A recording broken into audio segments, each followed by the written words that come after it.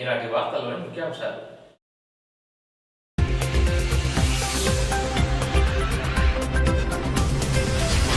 జగన్రెడ్డి మండలంలో పలు అభివృద్ధి కార్యక్రమాల్లో పాల్గొన్న మంత్రి పీతల సుజాత.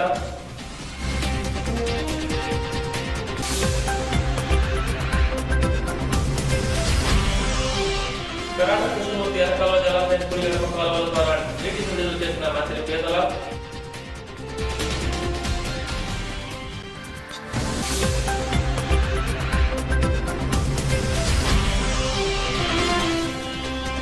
టూరిజం శాఖ ఆధ్వర్యంలో పలు భవనాలను శంకుస్థాపన చేసిన గనుల శాఖ మంత్రి పీతల సుజాత.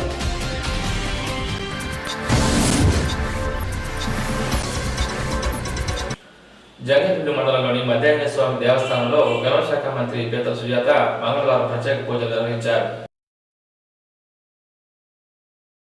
ఈవో చక్రధరరావు ఆలయ ప్రధాన అర్చకులు వేదాంత వెంకటాచార్యులు పూర్ణకుంభంతో మంత్రి సుజాతకు స్వాగతం పలికారు.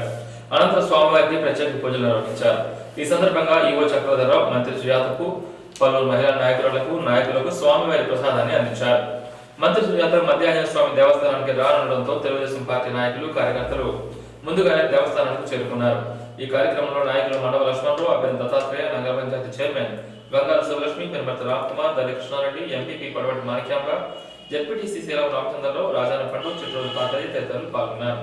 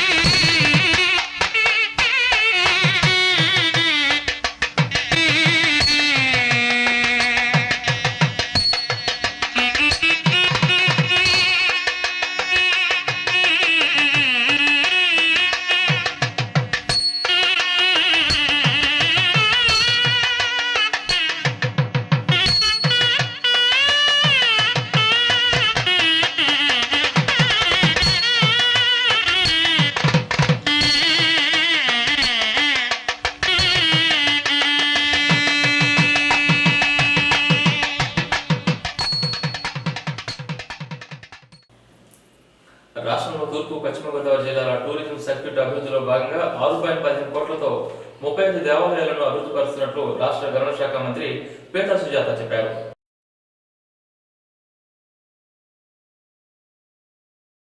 మంగళవారం మధ్యాహ్న స్వామి దేవస్థానంలో పర్యాటకులకు మౌలిక సదుపాయాలు కల్పించే పనులకు శ్రీకారం చుట్టారు.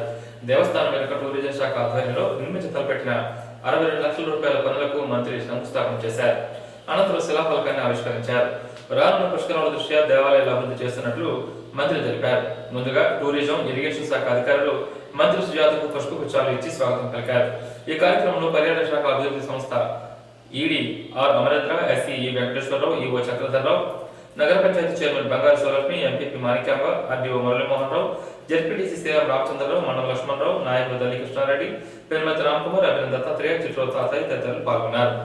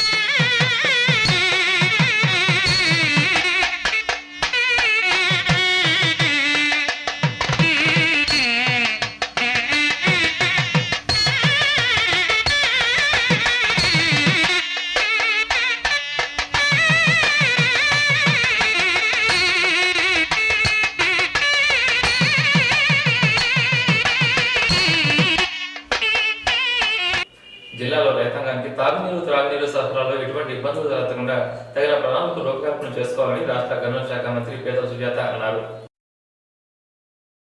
మంగళవారం మండలంలోని పొంగువారిగూడెంలోని శ్రీ కరాట కృష్ణమూర్తి ఎర్రకాల జలాశయం నుండి కుడి ఎడమ కాలువల గేట్ల ద్వారా రైతులకు నీళ్లను విడుదల చేశారు. రబీ పంట ఆయకట్టు రైతులకు ఈ నీరు ఎంతగానో ఉపయోగపడుతుందని మంత్రి అభిప్రాయపడ్డారు. ఎడమ కాలువ నుండి 5,000 ఎకరాలకు, కుడి కాలువ నుండి 3,000 ఎకరాలకు సాగునీరు అందిస్తున్నట్లు చెప్పారు. ఈ కార్యక్రమంలో ఇరిగేషన్ ఎస్సీ శ్రీనివాస్ యాదవ్, ఈ సతీష్ కుమార్, డిఆర్ ప్రసాద్, జెడ్పీటీసీ సేలం రామచంద్రరావు, నగర panchayat chairman Bangaru Sivalakshmi, MPV Manikyamba, vice MPP Rambabu, RDO Muralimohan Rao, నాయకులు మనోహర్ లక్ష్మణరావు తదితరులు పాల్గొన్నారు.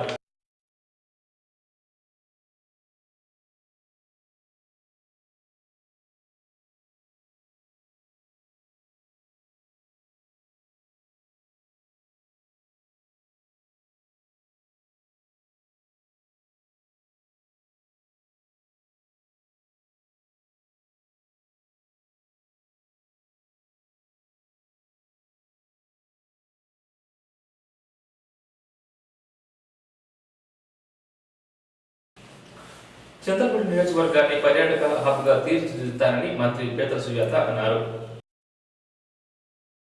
మంగళవారం మండలంలో జరిగిన పలు అభివృద్ధి కార్యక్రమాల్లో ఆమె పాల్గొన్నారు. ఈ సందర్భంగా టూరిజం శాఖ ఆధ్వర్యంలో ఎర్రకాలువ జలాశయం వద్ద ఏర్పాటు చేసిన 3.4 లక్షలతో 12 గదులతో నిర్మితమయ్యే భవనానికి 50 లక్షల రూపాయలతో బోటింగ్తో పాటు రెస్టారెంట్, పర్యాటకుల సమాచార భవన్, పిల్లల పార్కు తదితర సౌకర్యాలకు సంబంధించి శిలాఫలకాన్ని ఆవిష్కరించారు.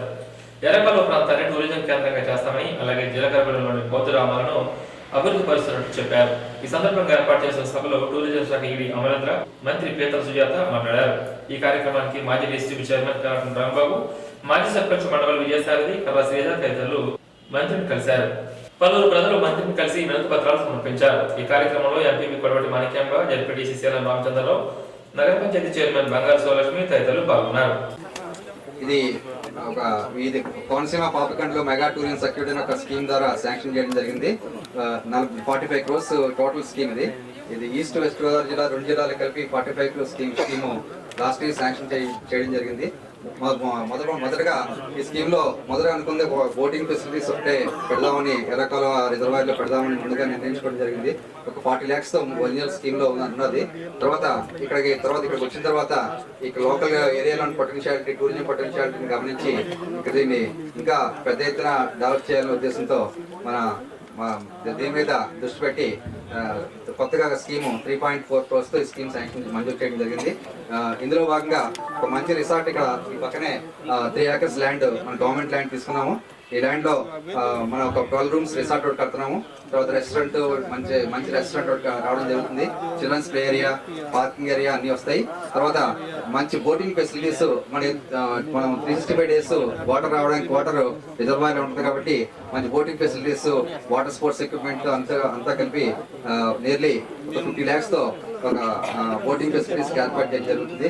ఈ చుట్టుపక్కల టూరిజం సంబంధించి పొటెన్షియాలిటీ చాలా పొటెన్షియాలిటీ ఉన్నప్పటికీ అభివృద్ధి పరంగా తక్కువ ఉన్న విషయాన్ని దృష్టిలో పెట్టుకుని ఈ కార్యక్రమం ముందుగా మనం ప్రయారిటీ ఇచ్చి టేకప్ చేయడం జరిగింది. దీంట్లోనే మన మధ్య ఆంజనేయ స్వామి టెంపుల్లో 62 lakhs తో ఒక కళ్యాణ మండపం కూడా టూరిజం డిపార్ట్మెంట్ ద్వారా శాంక్షన్ చేయడం జరిగింది. దానికి కూడా గౌరవ మంత్రివేలు ఇప్పుడే దానికి ఫౌండేషన్ వేయడం కార్యక్రమానికి అటెండ్ రావడం జరిగింది. ఇదేవిధంగా పార్యాదగిరి వెంకటేశ్వర టెంపుల్ కూడా దానికి ఒక 12 lakhs దానికి కూడా మంజూరు చేయడం జరిగింది. అది ఇంకా టెండర్ స్టేజ్ లో ఉంది. అది ఫైనలైజ్ అయిన తర్వాత అది కూడా త్వరలోనే టేకప్ చేయడం జరుగుతుంది. ఈ కాన్స్టిట్యున్సీ ఒక 10 lakhs తో అక్కడ కూడా ఒక టూరిస్ట్ ఫెసిలిటీస్ ఏర్పాటు చేయడం జరిగింది. అది కూడా టెండర్ స్టేజ్ లో ఉంది. అది ఫైనలైజ్ అయిన తర్వాత అది కూడా త్వరలోనే కార్యక్రమం టేకప్ చేయడం జరుగుతుంది. అందువల్ల ఏపీ టూరిజం ద్వారా ఈ చేపట్టిపోయే కార్యక్రమాల ప్రాజెక్టులు అన్ని ద్వారా ఈ ఏరియాలో కూడా టూరిజం పొటెన్షియాలిటీకి తద్వారా మనకి చాలా ఇండైరెక్ట్ గా ఎంప్లాయ్మెంట్ కూడా చుట్టుపక్కల ప్రజలకు కూడా అవకాశం ఏర్పడుతుంది. భవిష్యత్తులో ఇక్కడున్న మన బిజినెస్ ని బట్టి రిసార్ట్ ని ఇంకా పెద్ద ఎత్తున డెవలప్ చేయడానికి కూడా అవకాశం ఉంది. కాబట్టి ప్రజలందరినీ ఈ అవకాశాన్ని సద్వినియోగం చేసుకోవాల్సిందని కోరుతూ ఈ అవకాశం ఇచ్చినందుకు డిపార్ట్మెంట్ ద్వారా మనకి శాంక్షన్ అయినటువంటి మధ్య ఆంజనేయ స్వామి టెంపుల్కి రూమ్స్ మన శంకుస్థాపన చేయడం జరిగింది. అదేవిధంగా ఎర్రకాలువ వాటర్ని కూడా రిలీజ్ చేయడం జరిగింది.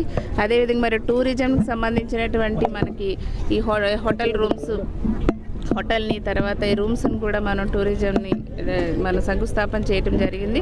3.4 crores మనకు శాంక్షన్ అయింది. దీనికి సంబంధించి పిల్లలకి ఒక పార్క్ లాగా, తర్వాత ఆటలు ఆడుకోవటానికి ఇవన్నీ కూడా ప్లే గ్రౌండ్ లాగా, పార్క్ లాగా కూడా అన్నీ కూడా కడతారు. 12 rooms కడతారు, హోటల్ కడతారు. ఇక్కడ మంచి టూరిస్ట్ ప్లేస్లు ఉన్నాయి. మనకి ఒక ఫేమస్ టెంపుల్ మద్దాంజనేయ స్వామి టెంపుల్ ఉంది, పారిజాతగిరి ఉంది, ఇట్లా తర్వాత మనకి మసీదులు ఉన్నాయి. ఇట్లా ఎన్నో మంచి ప్లేస్లు ఉన్నాయి. పోలవరం ప్రాజెక్టు నియర్లో ఉంది.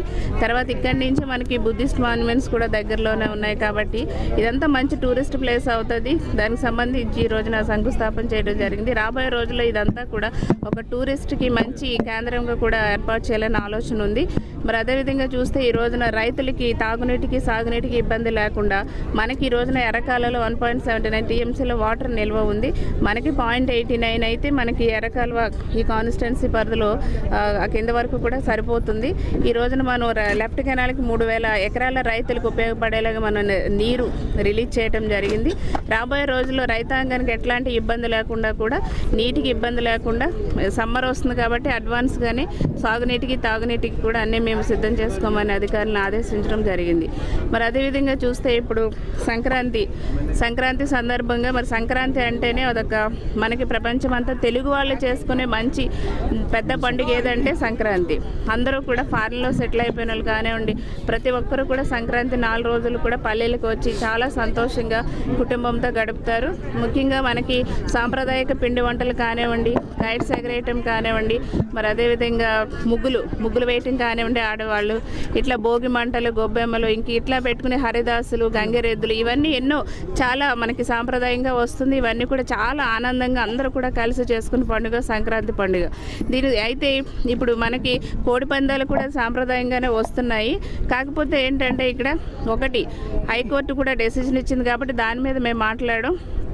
కానీ దేనికైనప్పటికీ కూడా హైకోర్టుకి చట్టానికి లోబడే ఏ పనులైనా చేయాలి. మేము చట్టాన్ని ధిక్కరించి ఏ పని చేయము. అయితే చాలామంది అడుగుతున్నారు మాకు పర్మిషన్ కావాలి ఇదని. పర్మిషన్లు అంటే ఒక జీవహింస చేయడానికైతే కోర్టు కూడా వ్యతిరేకం, మేము కూడా వ్యతిరేకము. అయితే ఎవరికి ఇబ్బంది లేకుండా ఇప్పుడు చాలామంది ఈ పండగ సందర్భంగా చెప్పి గుండాట్లు, ప్యాకాట్లు, కోడి పందాలని అంటే డబ్బులు పోగొట్టుకుని తర్వాత ఆరోగ్యాన్ని కూడా చెడగొట్టుకుని ఫ్యామిలీకి చాలా ఇబ్బంది కలిగిస్తున్నారని చాలామంది చెప్తున్నారు. మనం కూడా చూస్తున్నాము. సో ఎవరు కూడా అట్లాంటి ఎవరిని ఫ్యామిలీస్ని ఇబ్బంది పెట్టకండి. పండగ 4 రోజులు కూడా సంతోషంగా పిల్ల పాపలతో చుట్టాలతో సంతోషంగా గడపండి. హ్యాపీగా మంచి పిండి వంటలు చేసుకొని అందరూ ఎంతో ఇంటి దగ్గరే ఉండి అందరూ కూడా ఇంటి దగ్గర కుటుంబంతో చుట్టాలతో పిల్ల పాపలతో అందరితో సంతోషంగా గడపండి. కొంచెం ఇవన్నీ కూడా పక్కన పెడితే కొంచెం బెటర్గా ఉంటుంది. కానీ ఏదైనప్పటికీ కూడా చట్టానికి లోబడే ఏ పనే కానీ జరగాలి. మేడం గారు ఇప్పుడు ఎర్రకాలువ, కుడి ఎడమ కాలువలు, కాలువ తోగాల పనులు, చెక్ డ్యామ్లు కానీ పెండింగ్ వల్ల ఏంటంటే పూర్తి స్థాయి 1 లక్షల మేరకు అంటే మనం వాటర్ అందించలేకపోతున్నాం. 34,000 ఎకరాలు సుమారుగా అందించాల్సిందండి. ఇప్పుడు నుంచి 10,000 ఎకరాలు, 12,000 ఎకరాలకు అందించాలి. ఈ సమయంలో ఏంటంటే మనకి వచ్చే వరద నీటిని మన కృష్ణా డిస్ట్రిక్ట్ తరలించే ప్రయత్నం చేయాలని ఆలోచన ఉన్నారు. అది అట్లా ఏమి లేదు. అసలు కోస్తా జిల్లాలకి ముఖ్యంగా మన పశ్చిమ గోదావరి జిల్లాకి ఒక్క చుక్క నీరు కూడా అస్సలు ఇబ్బంది లేకుండానే మనం చేస్తామండి. అస్సలు ఒక్క రైతు కూడా నష్టపోరండి. అసలు ఒక్క రైతు కూడా నష్టపోయే విధంగా ప్రభుత్వం ఎట్లాంటి చర్యలు తీసుకోవట్లేదు. అందరూ కూడా పశ్చిమ గోదావరి జిల్లా ఏంటి, ఈస్ట్ గోదావరి జిల్లా ఏంటి, రైతులు అందరూ కూడా బాగుండాలి. అందరికీ అసలు ముందు ఫస్ట్ వాటర్ ఈ జిల్లాలకు ఇచ్చిన తర్వాత మిగతా ఏదైనా. చివరిసారి ఏం లేదు, పట్టిసీమ ఇప్పుడు ఎత్తిపోతల పథకాన్ని రైతులు వ్యతిరేకిస్తున్నారు. డెల్టా అంత ఎడారి అయిపోతుంది. దీన్ని పట్టిసీమ ఎత్తిపోతల పథకానికి 1300 కోట్లు కూడా ఆల్రెడీ జీవో ఇష్యూ అయిపోయింది. రైతులను వ్యతిరేకిస్తారు. డెల్టా అంటే ఎడారి అయిపోతుంది అంటారు మేడం. ఒకటండి, ఇదేమి లేదు.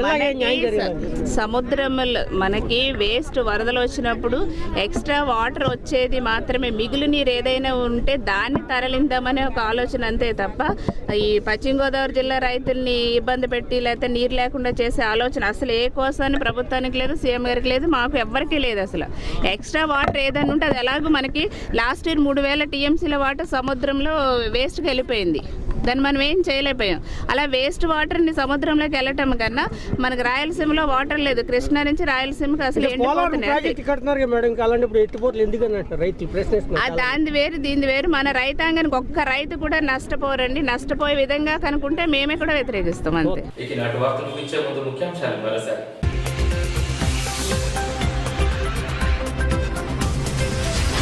జగన్రెడ్డి మండలంలో పలు అభివృద్ధి కార్యక్రమాలు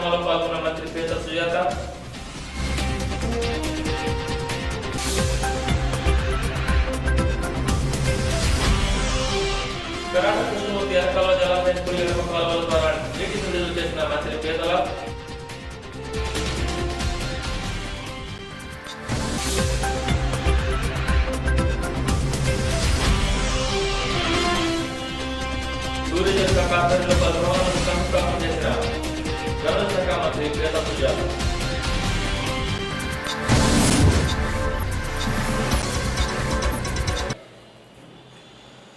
ఈ వార్తలు ఇంతటితో సమాప్తం. నమస్కారం.